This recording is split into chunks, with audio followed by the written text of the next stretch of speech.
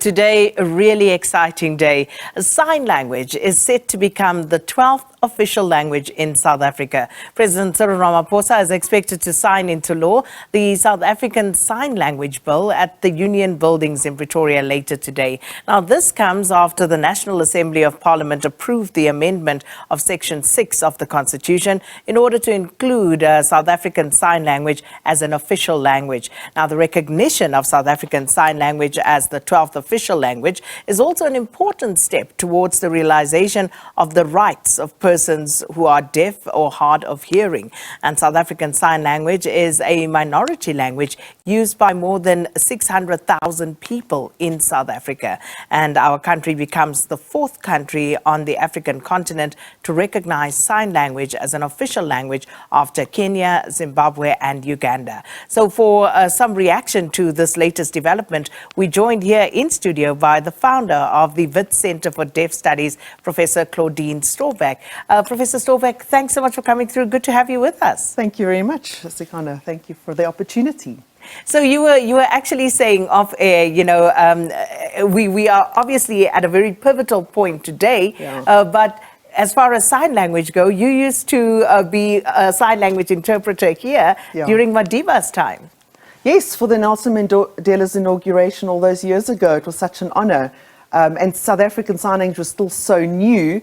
And the fact that SABC was one of those groundbreaking organizations in the country that helped lead the way. That's right.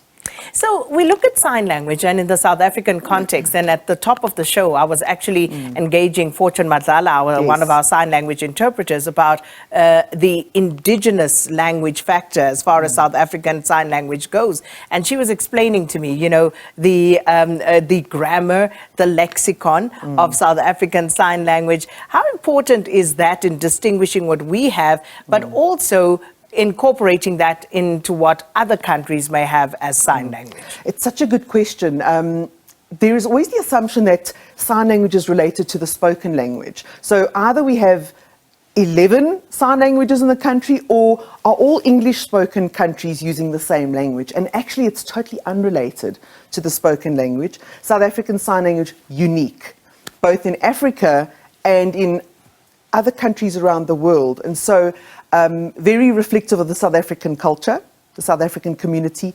And if you've learned American Sign Language online, or you've looked at some online resources, ignore all that. It really is about the local South African Sign Language, with dialects, of course. So as you speak to someone from KZN, Ngisafunda isiZulu, my Zulu is slightly different because I've learned it in Gauteng, and the same as any language in South Africa. There are dialectical variations, but one South African Sign Language.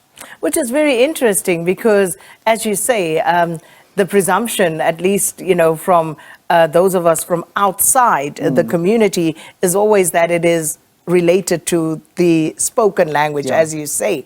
But then what does that mean when you go internationally? Because it seems quite intricate then, if everybody has their own sign language, so to speak. So currently there's the World Federation for the Deaf Congress, and every country has their own interpreter. And so at a conference, you'll have a whole lot of sign language interpreters standing in front, and the different international delegations will be watching their sign language.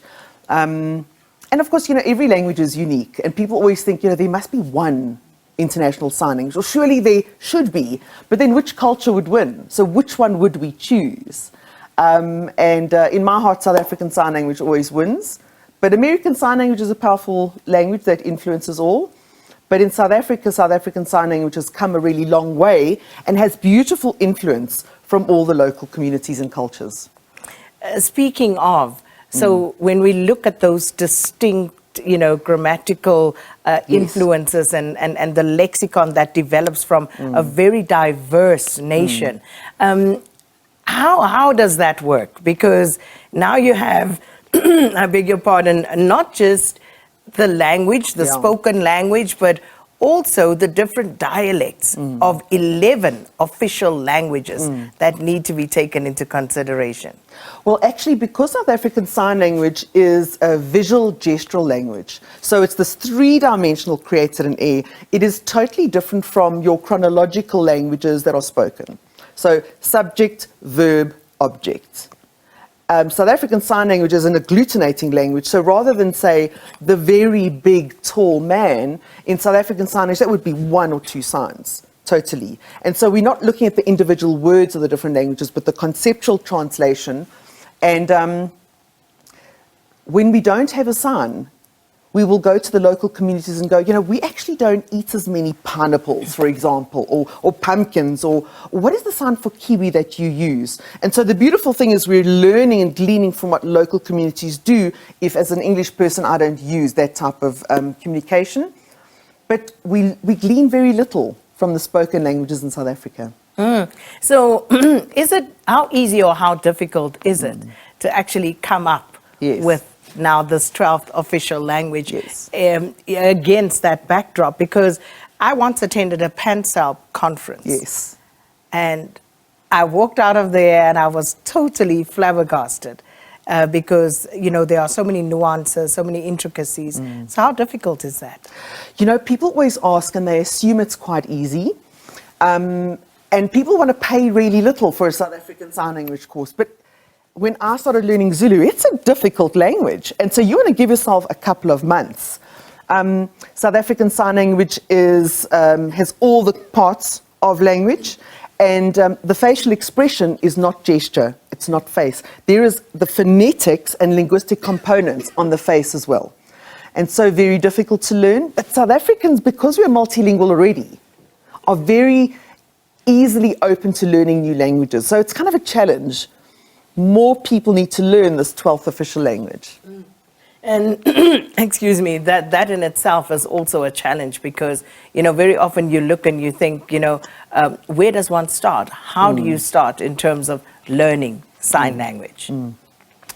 The best way is always to make a friend. It's always better to learn the local language from your local community. But there are many, many ways one can learn from it. We've got online apps that are free. We've got sign language courses. We've got sign language dictionary. So the Wits Centre for Deaf Studies is 25 this year.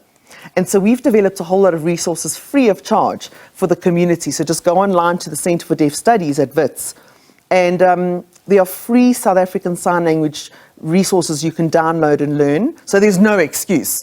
But then we've got professional courses, an online course, for example, that you can do at home in the spare time of, comfort of your home. And it takes about 7 to 8 weeks to learn some really basic, good communication with comfort. And really, it's the type of language that needs to be learned at all centres that are accessing deaf people, where they have a right to access either a police station, a hospital. These are the places that have never been accessible to deaf people before. I mean, imagine reporting a rape case where no one in the whole cycle of that journey is able to sign at all, or going to hospital for an emergency. And now that you say that, it makes perfect sense. Yeah. That, in fact, at any, service provider, there should, in fact, be someone that would be accessible for deaf or hard of hearing people to speak to. Does make perfect sense. But just looking at the implications of today's signing on institutions of higher learning, for example, coming up with curricula, etc., because this is going to be quite significant. Yeah. I must say, DEFSA, and we've also got another organisation called SANDA. The deaf organisations in South Africa have been very proactive and very well advanced. So it is surprising that we're only the fourth country in Africa, because we've been so advanced in terms of the development. But we've got wonderful curricula in all schools for the deaf. So there's a South African Sign Language CAPS, as you'd be able to do Zulu, English, Afrikaans. And a couple of universities where you can actually study South African Sign Language linguistically in terms of the linguistics, the literature, the humour and the culture. So we're very advanced. We were ready for this. DEFSA and the deaf community have been waiting for this for over 20 years. So, as you say, I'm also quite surprised that we're not the first on the African continent. But it's great that we have other countries on the continent taking this equally seriously. But also, when we look at some of the characteristics of South African Sign Language, as we say, in terms of access, so we're fortunate here at the SABC, we have sign language interpreters, but in other spaces, again, since this is becoming becoming now officially a 12th language.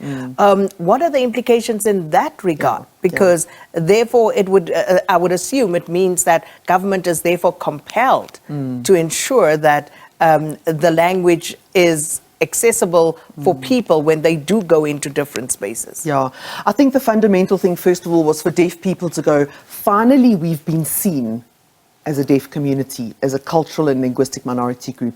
But you'd be surprised to realize that in the 38 schools for the deaf in South Africa where they use South African Sign Language, the teachers are not required by governments to have an official sign language qualification or even a deaf education qualification, because teaching the deaf is totally different. There's a deaf pedagogy and there are different ways of engaging educationally. So that will have a huge impact, or at least we hope that government will take a stand and say, all those teachers have a couple of years to actually now go and get a formal qualification if you're going to be in a school for the deaf.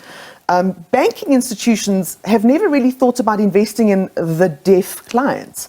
I mean, actually huge business opportunities if you're going to go out and invest in learning the language of another new clientele that you could use.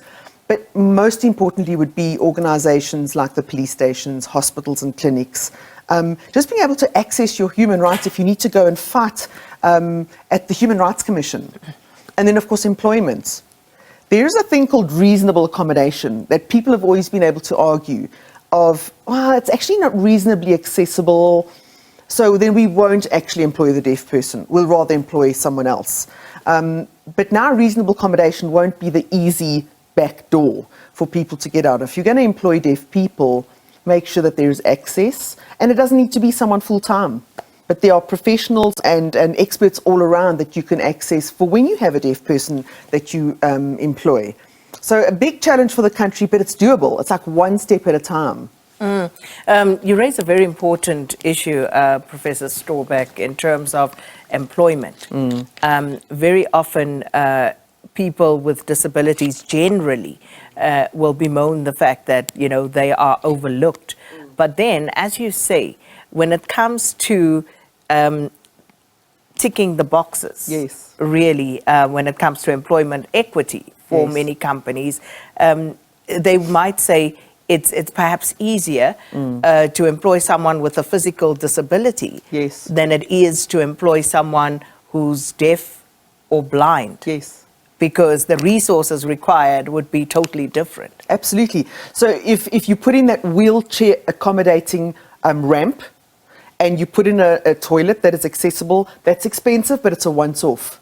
If you're employing someone that's got a hearing impairment, a deaf person with a capital D, because of course it's a cultural issue, now it's a continual expense of getting an interpreter every time you have a meeting. So I think businesses and organizations out there should also then be working on what their rights are and being able to make sure that resources are available as you budget, but to also be pressing in on governments and finding out, you know, if we're going to be accessible to this new language, the PANSALBs of the country need to be providing finances so you're not punishing an organization if they're wanting to become more and more accessible to the deaf community. So how many deaf people, hard of hearing people, do we actually have in South Africa? Okay. Do we know? Yeah. So stats are not perfect, but we believe that there are 1.4 million deaf people in the country, and about 600,000 of them are users of South African Sign Language.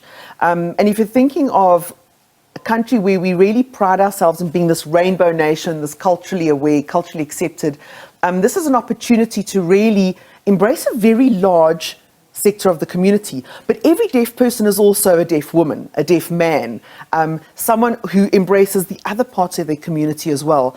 And deaf people have always been the ones that have accommodated. So they will come into a situation and accommodate the communication. They are always the ones that are going, you know, don't worry, I will try. And for the first time, they're going to be coming in, and I think for the first time they know they have a right, and have a right to be a little bit difficult and have a right to be a little bit demanding, because it's a huge community. But the thing we need to know is that 90% of deaf children are born to hearing families. And this is the first deaf person this family has ever met. And so we're going to have to start also providing more support to families with deaf children, because once you have a deaf child, now you've got extra expenses like hearing aids, speech therapy, a special school. And then you've still got to learn sign language. It's almost like you're being punished if you have a deaf child. And so in many other countries of the world, families with deaf children are provided extra grants, provided time off from work, so you can go and learn the language, so you can equip yourself as a parent. And so lots of things we need to think about as we start thinking about truly providing equal access for deaf people in the country. And just finally, as we wrap this conversation, the unemployment rate amongst deaf or hard of hearing people in South Africa, what's that at? You know, we talk about 70 to 80%, at least double, triple the unemployment rate of hearing people. But it comes from a bad situation where they were educated in a system where the teachers couldn't sign. So a child is learning a subject, science, biology, maths, and the teachers aren't signing properly. How do you learn a language like that? And so instead of blaming the deaf kids now, we know that actually we've got to up the education system, or else they leave school functionally illiterate. And then they can't find jobs. So it's a domino effect and this vicious cycle that we need to break right from the start. But for an employer out there, if a deaf person gets a job, they're going to be committed and loyal to you because jobs are scarce for them. And so it really is an investment for you to find someone loyal and who's going to work their best. But they know their rights now, and so hopefully they'll get full access to all the services that hearing people have been able to access all along. Professor Storbeck, thank you so much for stopping by. What an important discussion. Thank you. Professor and founder of the Wits Centre for Deaf Studies, Claudine Storbeck there. Today, sign language is set to become the 12th official language in South Africa.